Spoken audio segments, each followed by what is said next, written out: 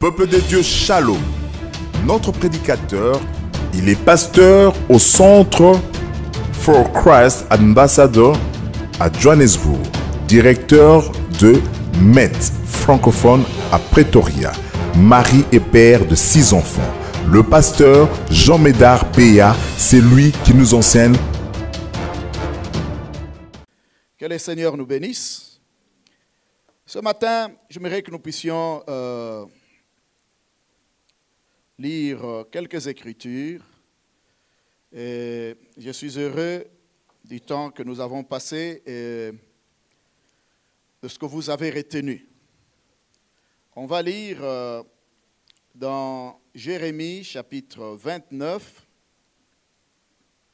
au verset 7. La charge qui m'est confiée ce matin, c'est de vous parler sur la mission dans le milieu urbain.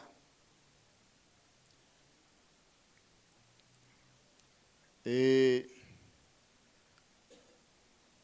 Jérémie chapitre 29, nous lisons le verset 7. C'est un verset que presque tout le monde connaît. Il dit ceci: recherchez la paix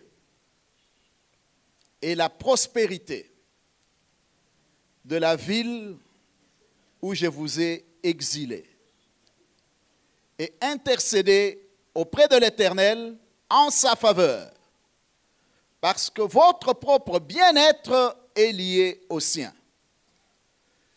Dans les versions anglaises, on dit recherchez la paix et la prospérité de la ville où je vous ai exilé, parce que votre prospérité dépend du sien. Alléluia. J'aimerais aussi que nous puissions lire un verset ou quelques versets dans le livre Ésaïe chapitre 61. Je vais lire le verset 4. Je peux lire à partir du verset 3, mais vous pouvez lire à la maison du verset 1 jusqu'au verset 8.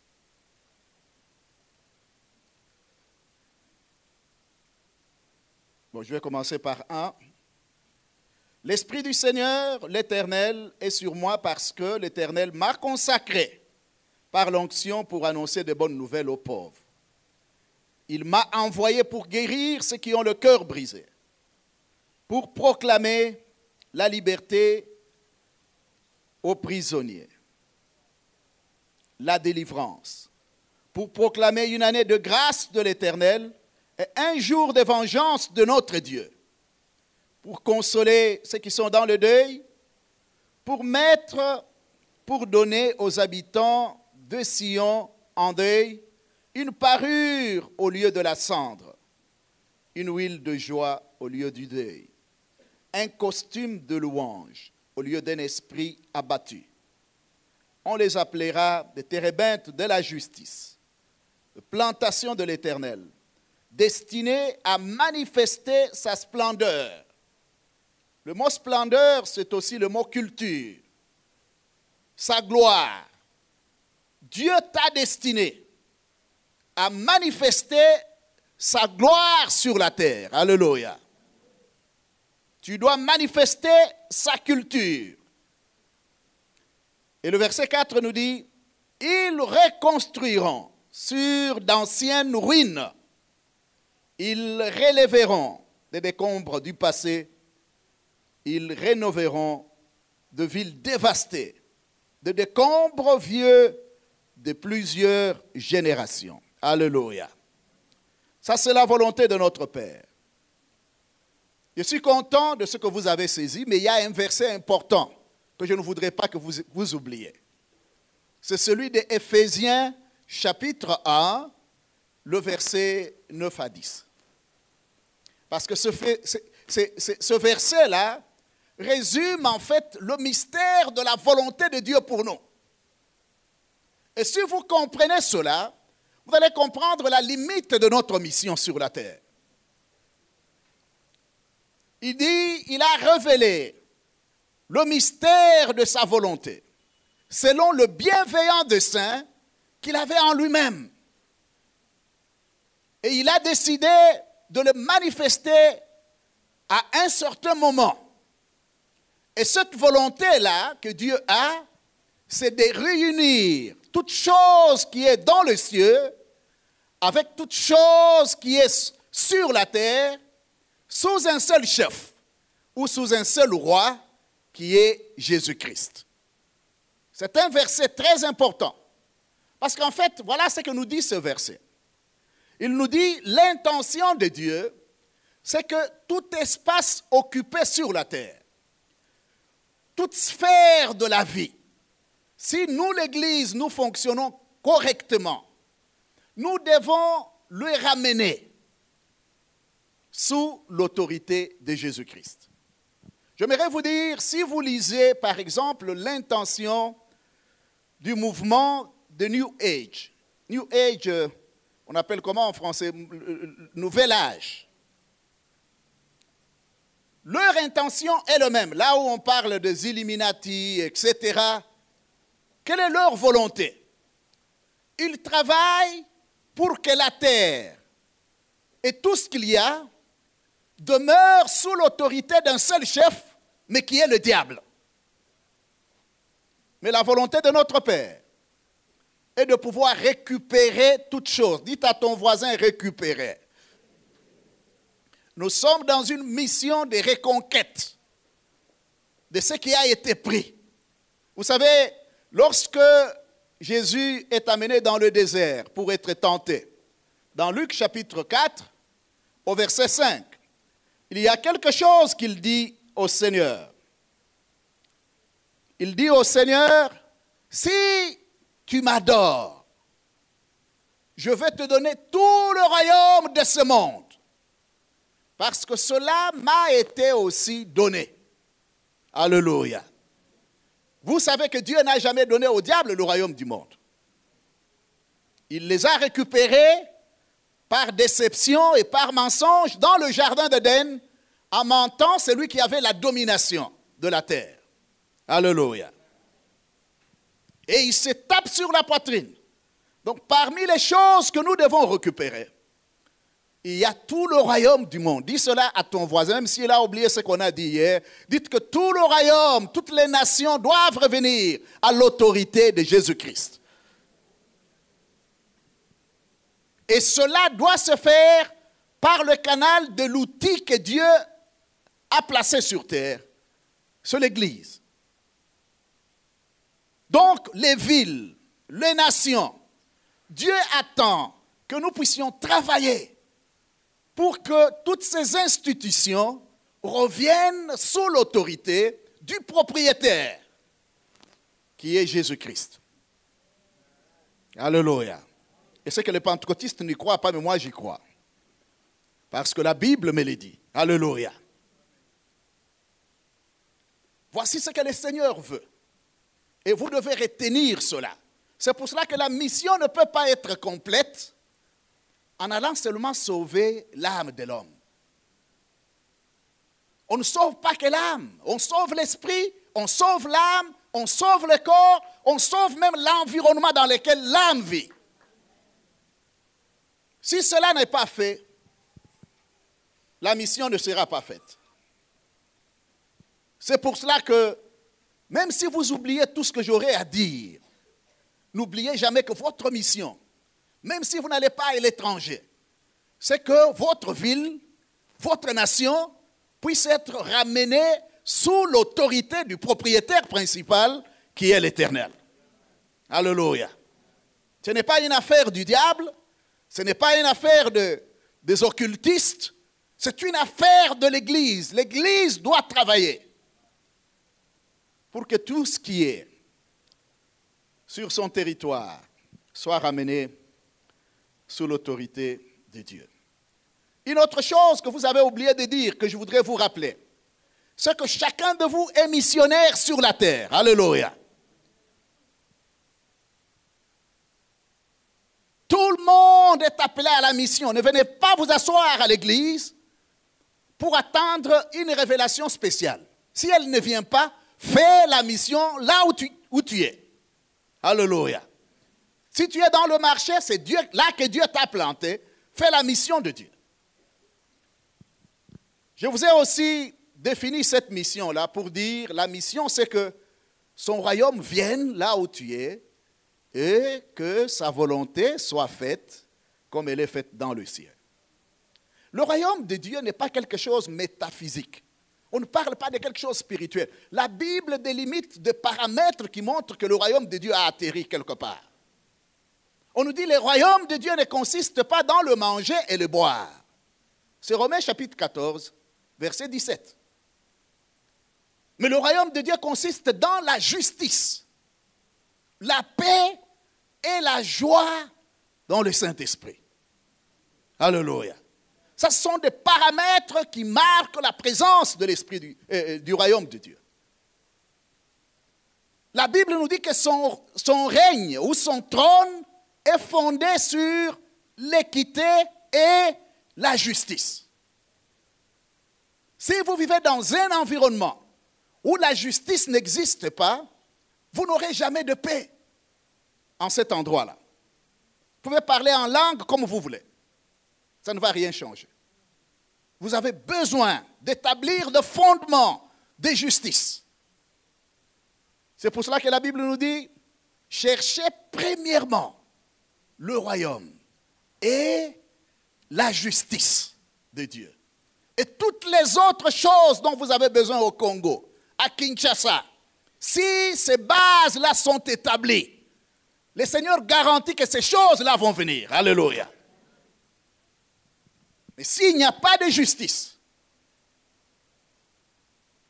nous n'allons rien faire et nous n'allons rien avoir. Je crois que je ne vous informe pas de ça. Vous vivez tous les jours les méfaits de l'injustice sur cette nation et dans ce pays et dans cette ville surtout. Alléluia.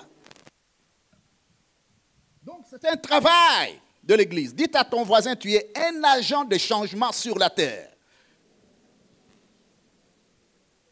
C'est pour cela que le Seigneur dit que tu es un ambassadeur attitré de son royaume.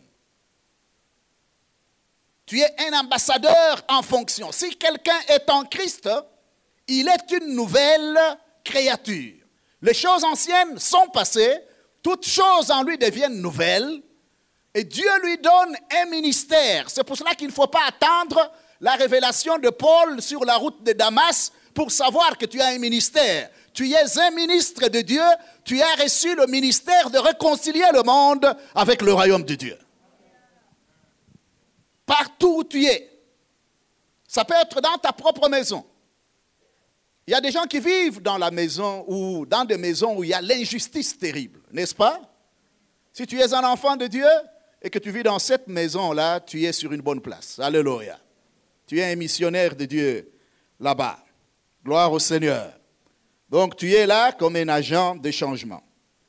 Avant de pouvoir peut-être entrer dans le détail sur le ministère urbain, je vous ai dit que la portée de la mission commence à Jérusalem. Jérusalem peut être ta famille, Jérusalem peut être ton quartier, Jérusalem peut être le lieu du travail. Ça commence à Jérusalem. Et puis, vous pouvez aller en Samarie, là où il y a une culture différente. Si tu es ingénieur et que tu veux aller conquérir le milieu de médecin, ne fût-ce que ce milieu-là peut être ta Samarie, alléluia. Parce qu'il y a une culture différente. Et puis vous allez en Judée, et puis vous allez jusqu'aux extrémités de la terre. Ici, la remarque que je voulais vous faire, avant de continuer, c'est que parfois, aller en Samarie et aux extrémités de la terre peut demander une préparation plus spéciale que quand on travaille à Jérusalem et en Judée. Amen. C'est très important. Parce que en Samarie, vous avez une culture différente de votre culture. Et l'affaire de culture peut bloquer l'évangile. Quelqu'un a dit, notre message est bon. Mais à moins que nous puissions l'habiller du contexte de la culture qui nous reçoit, nous risquons de bloquer le message, de ne pas être entendu. Amen. Donc, il y a des considérations culturelles qu'il faut comprendre. Par exemple, si tu quittes ici, tu vas en Chine, tu n'auras pas la même facilité que les gens qui sont ici en train de prêcher l'évangile. La langue va te... Tu peux faire 5 ans juste pour comprendre les structures de la langue chinoise. Moi, je me suis retrouvé au Mozambique avec ma femme, chez une sœur, on était en mission. Un soir, en train de nous battre avec notre portugais, j'ai semblé dire, je crois que je lui avais dit, j'ai semblé dire à la sœur que je voulais aller au beach, donc à la plage, avec mon épouse, pour aller nager un peu et puis payer du poisson. La sœur m'a semblé comprendre. On a insisté toute l'année, elle a dit non, il n'y a pas de problème parce que demain on est parti. Moi, je me suis réveillé en babouche, je portais une culotte, j'avais tout mon arsenal pour aller nager. On est entré sur la route avec ma femme, elle est là, elle dit non, moi je ne nage pas, je vais t'accompagner et puis on va payer le poisson. Elle était bien habillée en pagne, et puis on part, la route ne s'arrête pas. Mais où est-ce qu'on part? Plus qu'on part, on part là où il y a la civilisation. Et puis brusquement, on se retrouve devant une grande église. Et je regarde dans l'église, c'est plein de gens. Et puis, il appelle son pasteur, le pasteur vient et dit, non, nous t'attendions, c'est toi qui dois prêcher aujourd'hui. Moi, je me regarde, j'ai dit, c'est quoi? J'ai dit à la sœur, je vais aller nager. Il dit, non, moi, il m'a téléphoné la nuit, elle était très contente, elle m'a dit, le pasteur veut venir prêcher. Je ne peux pas me rappeler ce que je lui ai dit dans cette langue-là, pour qu'elle comprenne ce qu'elle a compris là. Et je me retrouve là, aux assemblées de Dieu, vous connaissez avec toutes vos lois là, quelqu'un en babouche. J'ai dit non, non, je ne veux pas offenser les gens. Est-ce que vous acceptez que les femmes prêchent? Ils ont dit non, chez nous, les assemblées de Dieu, elles peuvent prêcher. J'ai dit à ma femme, Éclipse, toi, va là-bas, va prêcher. Laisse-moi tranquille. Ma soeur amène les tacs. On va pour manger le premier jour. On était nombreux, il y avait de blancs, il y avait de noirs. Et puis je trouve devant moi, on me place quelque part. Et puis il y a une grosse assiette là-bas.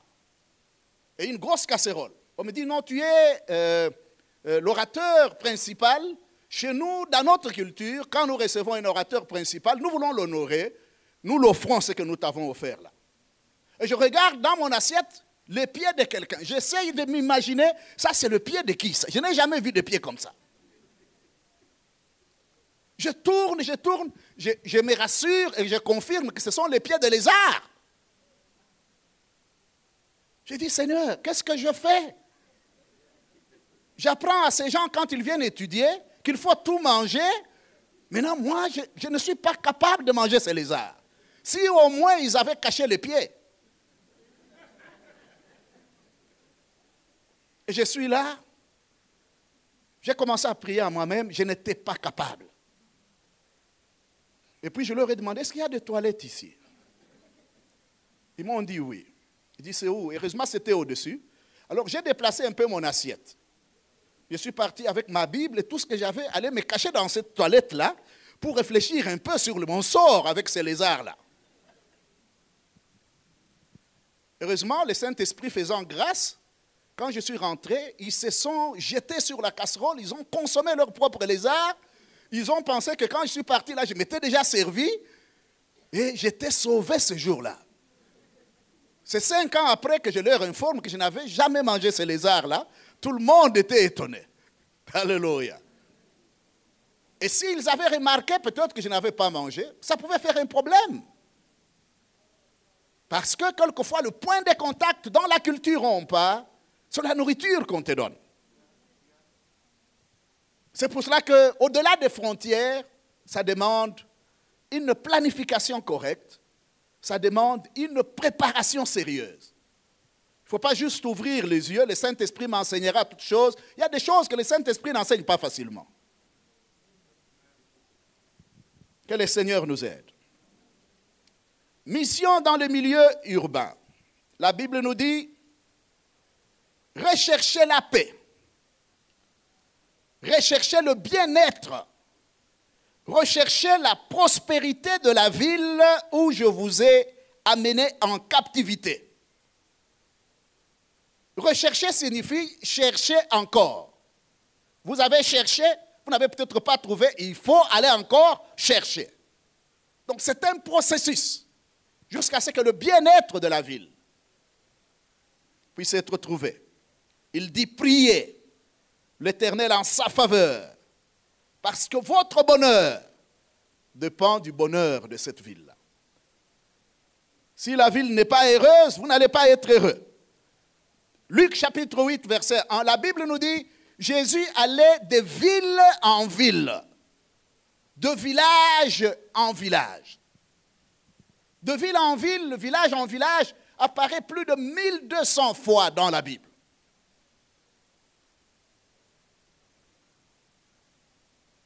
Pourquoi cela? Parce que Dieu est concerné par chaque institution sur cette terre. Dieu est concerné par la vie de chaque ville sur cette terre. Il n'y a pas une seule ville qui n'est pas sous les regards du Seigneur. Alléluia. Vous vous souvenez de l'histoire de la tour de Babel. Dieu voyait ce qui s'est passé. Malheureusement, les gens, souvent, ils ignorent que Dieu a des yeux qui voient et il a des oreilles qui entendent. Dieu ne voit pas seulement, mais il voit même le motif du cœur des hommes qui contrôlent la ville. Pourquoi ils font ce qu'ils sont en train de faire? Vous vous rappelez de l'histoire de Sodome et Gomorrhe? Ils ne connaissaient pas Dieu, mais Dieu connaissait exactement. Il suivait le mouvement de Sodome tous les jours, comme il est en train de suivre le mouvement de Kinshasa, le mouvement de Kikwit, le mouvement de Kananga ou le mouvement de Mbujimaï ou de Lubumbashi. Il connaît tout ce qui se passe dans chaque ville. C'est pour cela que même chez les païens dans l'Ancien Testament, ils ne pouvaient pas laisser un homme comme Jonas tranquille. Il lui a dit, va là-bas. Parce que Dieu a un cœur pour chaque ville. Qu'est-ce qu'il est en train de chercher? Il cherche la rédemption de chaque institution. Il y a un verset important que nous lisons. Je pose toujours la question aux gens, pourquoi ils le lisent comme ils le lisent là, et pourquoi ils l'interprètent comme ils l'interprètent. La grande commission, Matthieu 28, il dit, allez, faites de qui mon disciple? Il dit qui? Il dit quoi? Faites des nations. Il n'a jamais dit allez faire des individus mes disciples. Est-ce que je dis vrai? Il dit allez, faites des nations. L'institution nation. Ce n'est pas simplement un individu dans l'église, mais l'institution, la nation, doit devenir disciple de Dieu. Baptisez-le. Le grand problème, c'est avec le baptême. Je vous ai dit, baptême signifie intégrer-le. Alléluia.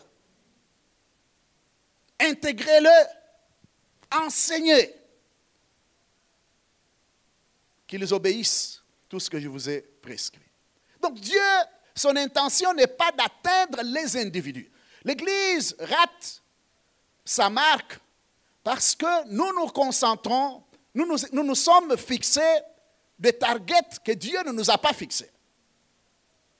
Dieu veut aller au-delà de ce que nous nous sommes fixés comme objectif. Il veut toucher les communautés. Jésus est venu mourir pour les communautés. Il veut toucher les tribus, il veut toucher les clans. La Bible nous dit que la parole qui était lumière est venue dans le monde et la parole est devenue chair. Non pas seulement qu'elle est devenue chair, elle a habité parmi nous, dans la communauté. Parce que Dieu est intéressé au salut de chaque communauté. Alléluia. Alors, le travail de l'Église locale n'est pas simplement de regrouper les gens, les isoler de la communauté. En fait, l'Église locale doit être un point de contact entre le ciel et la communauté. Nous devons offrir à cette communauté-là un type de communauté qu'ils n'ont jamais connu, où l'amour règne, la justice règne, l'entraide règne, l'amour, la charité, règne. Et quand ces gens-là regardent, ils envient la vie que nous menons et ils ont envie de venir là où nous sommes. Alléluia. Donc Dieu s'occupe de la vie de chaque nation. C'est pour cela qu'il parle de Jérusalem. Il connaissait ce qui s'est passé en Samarie, même à Babylone, en Égypte. Il connaissait, même quand il n'adorait pas le Seigneur, mais il restait son peuple ou ses créatures. Alléluia. Parce que dans chaque homme, il y a l'image de Dieu. Alors, la mission que le Seigneur nous assigne ce matin, c'est que nous puissions rechercher la paix de la ville dans laquelle nous sommes. Vous devez rechercher cette paix-là. Qu'est-ce que signifie rechercher la paix? La paix, en hébreu, c'est shalom. Le shalom de Dieu, ce n'est pas simplement l'absence de la guerre. Il y a quelqu'un qui me disait, non, mais chez nous, là, on est bien, maintenant, quelqu'un a stoppé des guerres, il n'y en a plus. Mais la paix de Dieu n'a rien à faire avec la guerre et la violence. Le shalom est plus que ça. Quand il y a le shalom quelque part, l'homme tout entier est satisfait. Et même l'environnement est satisfait. Alléluia. Les singes dans la brousse, ils sont satisfaits. Moi, je donne toujours exemple à mes frères quand ils viennent en Afrique du Sud.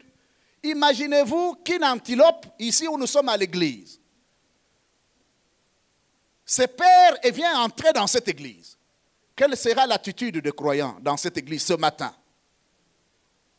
Si une antilope entrait ici,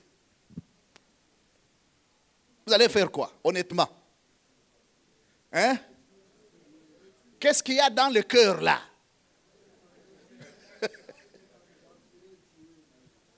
Il n'a pas beaucoup de chances de s'en sortir. Mais ailleurs, si une antilope entre comme ça, tout le monde court, on cherche la couverture, on appelle l'ambulance, on appelle le médecin qui traite les animaux, vous le connaissez bien. C'est nous, il ne fonctionne pas, mais ailleurs, il fonctionne bien. On les amène, on va les traiter, on essaye de lui éviter le stress jusqu'à ce qu'on va l'y amener chez lui. Mais chez nous, il n'a pas de chance. Il n'a pas de chance. Là d'où je viens, il y a des oiseaux, vous êtes assis, ils viennent chez vous, ils entrent, ils se promènent, ils mangent ce que vous mangez, ils partent. Vos enfants n'ont aucune idée que cette affaire-là est bouffable.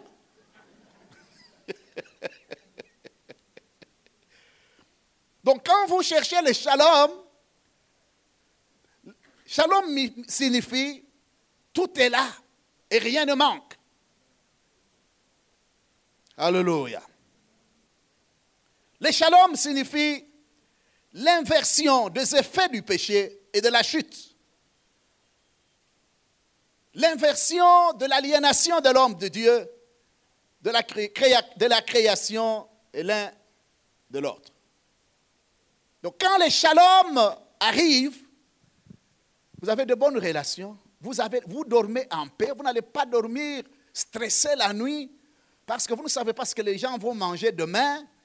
Vous ne savez pas comment on va vous recevoir dans la famille. Quand le shalom arrive, l'homme tout entier, sur le plan spirituel, intellectuel, social, émotionnel, sur le plan du corps, a le bien-être. La société, l'environnement a le bien-être. Alléluia. Ici, vous n'allez pas vous retrouver dans des conditions. J'étais à Goma où on fait le macadam qui quitte de la maison de quelqu'un vers la maison de quelqu'un d'autre. Fait par l'État. Les autres, là, n'ont pas droit à foutre leurs pieds sur le macadam, là. Ils ont de grosses maisons. Il n'y a que chez eux qu'il y a la lumière. Chez les autres, eux, ils n'ont pas besoin de la lumière. Ça, ce n'est pas le shalom. Vous avez à côté de vous quelqu'un qui construit un building à 50 étages. Toi, même les tôles de la maison, quand il pleut, tu ne sais même pas comment tu vas survivre en dessous de cette maison-là avec toute la pluie qui tombe. Il n'y a pas de shalom dans un environnement comme ça. Un environnement de shalom, il y a la justice. Il y a l'équité. C'est pour cela que l'Église doit se battre pour la justice sociale dans la ville. Alléluia. La ville est caractérisée par généralement des grandes densités de population, une croissance rapide. Vous avez des diversités culturelles dans la ville, de fortes migrations, un écart des niveaux de vie. La ville, c'est souvent les centres du pouvoir, les centres de l'éducation. Il y a beaucoup d'éléments qui caractérisent la ville. Mais comment devons-nous faire pour racheter notre ville? Qu'est-ce que l'Église doit faire pour que la ville reçoive le règne de Dieu et que la ville puisse marcher avec Dieu? La Bible nous dit, heureuse la nation dont l'Éternel est Dieu. Alléluia. Donc une nation qui accepte l'Éternel, on ne parle pas de l'individu ici, on dit heureuse la nation. Heureuse l'institution qui accepte Dieu comme son Seigneur. Comment nous devons faire pour que notre ville puisse accepter Dieu et qu'elle puisse marcher avec Dieu pour que nous puissions être heureux? Qu'est-ce que nous devons faire en tant qu'Église? Ça demande beaucoup à faire. La première chose,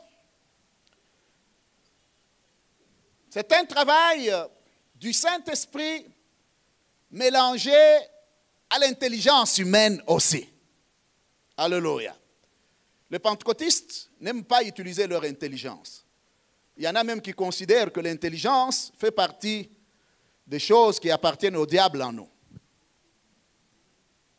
Je me rappelle, j'avais tenu un séminaire à Lubumbashi, l'un des premiers séminaires que j'ai tenu vers les années 96, je crois, à Viens-et-Voix avec pasteur Lukusa. Et il m'a demandé, tu veux parler sur quoi? J'ai dit, je vais parler sur la puissance de penser. Pendant que je parlais de ça, il y a des hommes, des dieux qui se sont levés pour dire, ils nous amènent les histoires des occultistes. Parce qu'il n'y a que des occultistes qui peuvent parler de pensée. Mais quand vous lisez la Bible, de Genèse jusqu'à Apocalypse, on parle de pensée. Alléluia. Comme un homme pense, ainsi il est. Rien ne change dans ta vie si la qualité de tes pensées ne change pas. Notre nation ici n'est pas bloquée par la puissance des démons. Elle n'est pas bloquée par la puissance du diable. Je dis toujours aux gens, les démons que nous avons maintenant, comme ils ne se multiplient pas, ils sont moins nombreux que les démons qui ont existé quand... enfin, c'est le même nombre que les démons qui existaient du temps où Jésus était là.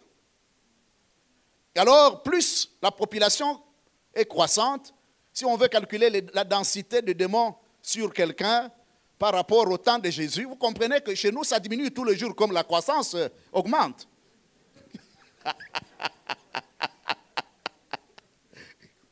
Amen. Donc le problème, ce n'est pas les démons. Le problème, c'est la qualité de notre mentalité.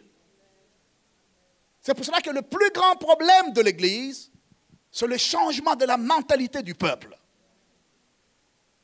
Si nous parlons en langue, nous faisons d'activités, mais nous ne changeons pas la manière dont nous réfléchissons et nous pensons. Nous ne changeons pas l'esprit de notre intelligence. Si notre subconscient n'est pas touché par la parole de Dieu, rien ne va changer dans notre vie. Notre société ne peut pas changer. C'est pour cela que la première démarche, pour moi, si l'Église veut gagner la ville, parce que tout ce que nous faisons doit être intentionnel. Nous faisons parfois l'évangélisation parce que la Bible dit allez évangéliser. Mais nous devons faire les choses d'une manière professionnelle, planifiée et intentionnelle. Alléluia. Dieu est un Dieu de plan. Il a dit voici le plan que j'ai pour vous. Donc planifier n'est pas démoniaque. C'est plutôt divin. Alléluia. Donc la première chose que vous devez faire, c'est d'engager une équipe spéciale de gens que vous mettez sur place pour faire l'étude de la ville dans laquelle vous êtes. C'est important et c'est biblique. C'est pour cela que lorsqu'Israël quittait, Moïse a envoyé des espions à Jéricho pour aller investiguer, voir qu'est-ce qui se passe réellement dans cette ville. Vous connaissez l'histoire, non? Donc, nous avons besoin d'envoyer des espions dans la ville, de faire des études correctes. Notre intelligence est un don de Dieu. L'imagination est un don de Dieu. Et quand nous le mélangeons avec le Saint-Esprit, nous devons avoir une qualité d'intelligence supérieure aux gens du monde. Alléluia. Donc, je crois que l'Église doit mettre en place une équipe avec des spécialistes. Vous avez des sociologues, vous avez des anthropologues, même des théologiens, des psychologues dedans. Hein? Constituer une équipe des gens qui connaissent comment il faut étudier la ville. Et envoyez-le pour qu'ils aillent faire la cartographie de la ville. Ils doivent vous ramener la dimension de la ville, la population de la ville, la densité de la population. Ils vous donnent des données démographiques, des données ethnographiques et même des données anthropologiques. Et faites des études sur les inégalités sociales, la situation socio-économique de la ville, comment elle est, étudiez le mouvement migratoire, l'immigration. Prenez des informations là-dessus. Je lisais quelque part certaines informations sur Kinshasa. On dit que 66% de la population de Kinshasa, je crois que vous êtes à 12 millions maintenant, ou plus de 12 millions. Comme il n'y a pas de recensement, on ne sait même pas combien on est. Vous estimez à combien Kinshasa la population? Hein? 16 millions.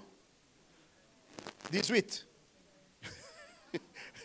On dit que 66% de cette population vit dans une sorte de bidonville. Là, ce sont des chercheurs qui disent cela.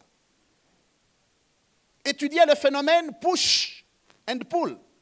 Pourquoi les gens sont attirés vers Kinshasa et pourquoi les gens veulent fuir Kinshasa. Ça va vous donner des idées. Alléluia. Étudiez la sphère publique. Vous ne pouvez pas changer une ville sans tenir compte de ce qui se passe dans la sphère publique, chez les politiciens, chez ceux qui gèrent l'argent de la ville, les entrepreneurs, le business, le monde de entertainment, les loisirs et plaisirs, les films, etc. Tout ce monde-là a un certain impact sur la vie de la population. Comme la musique congolaise, par exemple. Elle est puissante. Alléluia. Il a un grand impact. Étudiez pour voir qui contrôle l'armée, qui contrôle la police. Quel genre de religion nous avons sur la ville. Il ne faut pas juste prier pour prier. Qui est là et qui n'est pas là. Alléluia. Qui est en train de faire quoi? Depuis un temps, les musulmans sont venus et ils ont installé des écoles où ils vous demandent d'envoyer vos enfants gratuitement. Qu'est-ce que vous allez avoir à la sortie de ces enfants-là, de ces écoles musulmanes? Qu'est-ce qu'ils mettent dans le cœur de vos enfants? Quel sera le taux de l'islam après que vos enfants soient partis dans ces écoles-là? Vous devez étudier tout ça. Ça ne se fait pas par hasard. C'est pour cela que la Bible nous dit dans 2 Timothée, étudiez pour ne pas être comme des hommes de Dieu qui rougissent, qui ont des yeux rouges devant le Seigneur. Alléluia. Les études sont importantes. Étudiez les défis que vous avez dans la ville. Vous devez avoir une compréhension claire et intelligente des complexités économiques, complexité politique, socio-culturelle, de l'environnement au niveau du Congo. La politique du Congo, on ne peut pas la suivre. Il y a toujours des miracles qui arrivent chaque nuit. Vous ne savez pas ce qui va arriver le lendemain.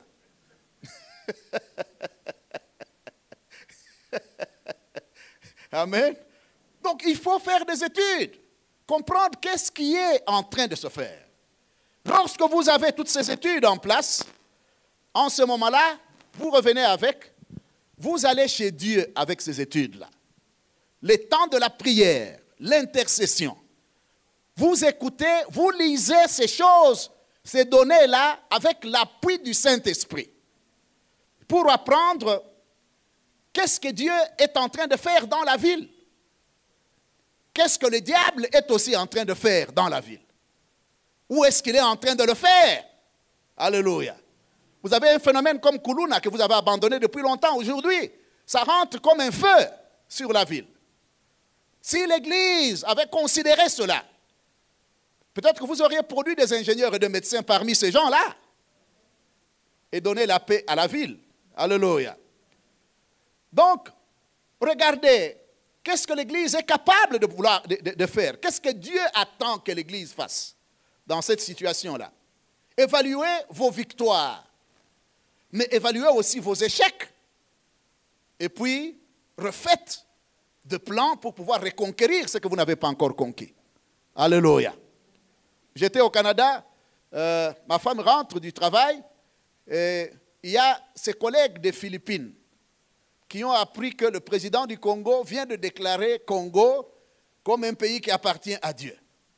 Dans les milliers des gens des Philippines, oui, et ils disent, mais ça on n'a jamais entendu parler. Un chef d'État qui se lève, qui dit à Dieu, viens prendre ton trône. C'est une victoire pour l'Église. Vous n'avez pas compris, j'ai dit que c'est une victoire pour l'Église. C'est une victoire. Mais comment on doit faire pour accompagner cela? Afin qu'il sache là où il doit tenir pour que cela reste et que ceux qui détrônent ne viennent pas détrôner.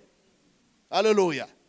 Ne restons pas en train de nous battre, évaluons nos victoires. Qu'est-ce que nous avons remporté comme victoire? Où est-ce que nous avons échoué? Et qu'est-ce que nous pouvons faire pour reconquérir ce qu'on devait reconquérir? Alléluia. Et quand vous avez cela, vous établissez maintenant des stratégies. Pour établir les stratégies, le plus grand stratégiste, c'est le Saint-Esprit. Alléluia. Mais le Saint-Esprit ne peut pas le faire seul. Il le fait accompagné de l'intelligence humaine. Alléluia. Il a besoin de votre intelligence. Il a besoin de votre volonté. Il y a 3 choses que nous devons poursuivre si nous voulons gagner la cité à Christ. Les théologiens appellent le premier kérugma, qui est la proclamation de la foi. Nous devons être des témoins, non pas parce que nous parlons de l'évangile, non pas parce que nous nous baladons avec les 4 lois spirituelles. Ce n'est pas mauvais de se balader avec.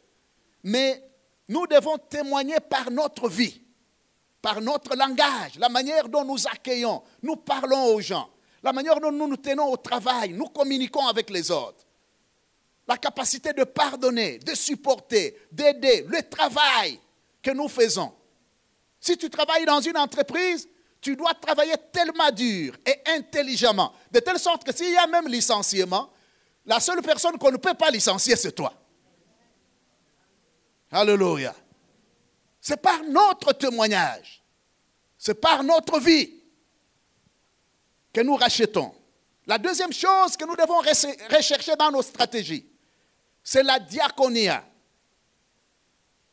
le service que nous rendons. L'Église doit rendre service à la nation, à la ville. L'Église doit devenir visible dans la ville. Peut-être que vous ne comprenez pas de quoi je parle. Une fois, je crois qu'il y a 8 ans, je suis parti visiter Ouganda. Et il y a plus de 12 ans plutôt. Je suis parti visiter l'Ouganda et j'ai voulu voir comment l'Église de l'Ouganda travaille pour aider la nation. Vous avez déjà entendu parler de Watoto Church, les petits enfants qui chantent avec Michael Jackson, etc. La plupart de ces enfants-là, c'était des orphelins. En Ouganda, le sida avait dévasté la nation. Même le gouvernement ne pouvait rien faire. Les chefs d'État ne savaient rien faire. Ils ont utilisé la publicité d'utilisation des condoms, etc. Plus qu'ils le faisaient, plus les gens devenaient malades. Jusqu'à ce que l'Église s'est mise debout. Ils ont dit au gouvernement, nous allons trouver des solutions.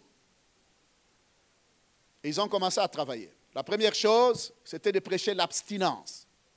Imaginez-vous, dans la ville de Kinshasa, pendant 1 mois, dans chaque église, on ne prêche que sur l'abstinence. Même ceux qui ne veulent pas entendre vont entendre. s'il y a l'injustice dans cette ville, comme ce que nous voyons dans les cours constitutionnels et parquets là, si toutes les églises de Kinshasa disent nous allons prier pour la justice et nous allons prêcher pour la justice, pendant 2 mois, vous ne prêchez pas quelque chose d'autre, jusqu'à ce que vous ayez récupéré l'espace de la justice dans la ville de Kinshasa. Ils ont prié, ils sont venus ensemble. Ils ont commencé à récupérer les enfants. Et ils cherchaient des mamans, ils les mettaient dans la maison pour les encadrer. Ça commençait comme ça jusqu'à ce qu'ils sont partis, ils ont construit tout un quartier. J'ai visité ce quartier-là. Les maisons de vos ministres ici, certaines ne sont pas comparées aux maisons qu'on a fait pour ces enfants-là. C'est une ville très belle. Ils ont construit les écoles primaires, les écoles secondaires, les écoles gardiennes. Ils ont même fait les collèges. Au point où, c'est loin de la ville de Kampala. Au point où les ministres et tout le monde qui avait de l'argent, à un moment donné, ils refusent à leurs enfants d'aller dans les écoles normales. Ils veulent que leurs enfants aillent étudier là-bas où les orphelins étudient. Aujourd'hui où nous parlons, ces orphelins-là, il y a beaucoup de médecins, beaucoup d'ingénieurs, beaucoup d'hommes politiques qui sont sortis chaque jour de ce milieu-là. Ils ont terminé non pas seulement dans les universités ougandaises, mais ils sont partis aux États-Unis, en Angleterre, et aujourd'hui, ils ont le pouvoir entre leurs mains. Et ils supportent. Et vous savez quoi? Le gouvernement ougandais, quand il s'agit des affaires sociales, ne peut pas se priver de l'Église. Ils savent que pour le faire, on doit associer l'Église. Parce que l'Église a servi. Alléluia. On ne peut pas seulement croiser le bras, rester en train d'intercéder. Faites quelque chose. Dites à ton voisin, faites quelque chose. Chaque besoin dans la ville est un ministère dans l'Église. Vous n'avez pas compris. J'ai dit besoin dans la ville, c'est un ministère dans l'Église. Et l'Église doit encourager cela. Plus vous trouvez des solutions, plus vous aidez la nation, plus vous allez être incontournable dans la nation. Et plus vous pouvez influencer le politicien. Alléluia. Je sais que nos politiciens se convertissent avant les élections. Mais si vous travaillez de cette manière, vous allez avoir des gens qui se convertissent définitivement. Alléluia. Que le Seigneur nous aide. La dernière chose que vous devez faire, ça s'appelle le koinonia. Créer la communauté, la communion, le fellowship. Je vous ai dit que tout ce que Dieu fait, la mort de Jésus, il n'est pas venu mourir pour que toi tu ailles au ciel. Il est venu mourir pour que nous puissions former une communauté exemplaire, une communauté modèle. Ils étaient tous ensemble. Tous ensemble. Ils sont venus ensemble. Et ils persévéraient dans les enseignements des apôtres, dans la communion fraternelle, dans la prière. Ceux qui avaient leur bien, ils amenaient le bien aux autres pour que personne ne manque. Et la Bible nous dit comme conséquence, il se faisait beaucoup de miracles au milieu d'eux. Vous savez, le miracle, ce n'est pas simplement faire marcher les gens qui ont des béquilles. Je me rappelle de l'histoire de John Wesley en Angleterre. Il a vécu à un moment critique, un moment terrible, plus terrible que la situation que nous vivons au Congo. Il était à l'université, Dieu lui demande de commencer à prêcher la parole de Dieu. Il prêchait, il guérissait. Mais à un moment donné, il se rend compte que ces prédications ne guérissent pas tout le monde. Il est parti rentrer à l'université. Il a fait la médecine. Il a ouvert des hôpitaux. Il priait pour les gens. Quand ils ne sont pas guéris, il les amène à l'hôpital, il les traite avec le médicament. Il a ouvert les écoles gardiennes pour le pauvre, les écoles maternelles, les écoles secondaires, jusqu'à ce qu'il y ait eu un impact à Londres. Il s'est battu pour l'esclavage. Ce que tu es, toi et moi, on nous aurait vendu déjà comme esclaves. Ce que tu es là, aujourd'hui, avec la liberté que tu as, c'est le fruit du travail qu'ils ont fait. Alors nous ne pouvons pas être une église qui est assise pendant que nos frères meurent à l'Est, le frère meurt au Bas-Congo, nous croisons le bras, nous parlons en langue et nous voulons attendre que le ciel nous amène des miracles. Non! Nous devons être concernés par ce qui se passe, non pas seulement dans la ville, mais dans la nation, parce que Dieu veut sauver cette nation. Alléluia. Alors si nous voulons sauver cette nation, on m'a donné jusqu'à 45, j'ai déjà dépassé de 5 minutes, il faut que j'arrête. Si nous voulons le faire, Nous devons le faire d'une manière intelligente. Nous devons le faire d'une manière divine aussi. Le Saint-Esprit et l'intelligence humaine, la volonté de réussir. Et nous allons réussir. Recherchez la paix et le bien-être de la ville dans laquelle vous êtes. Et priez à l'Éternel, parce que votre bonheur dépend du bonheur de la cité où vous êtes. Que le Seigneur nous bénisse.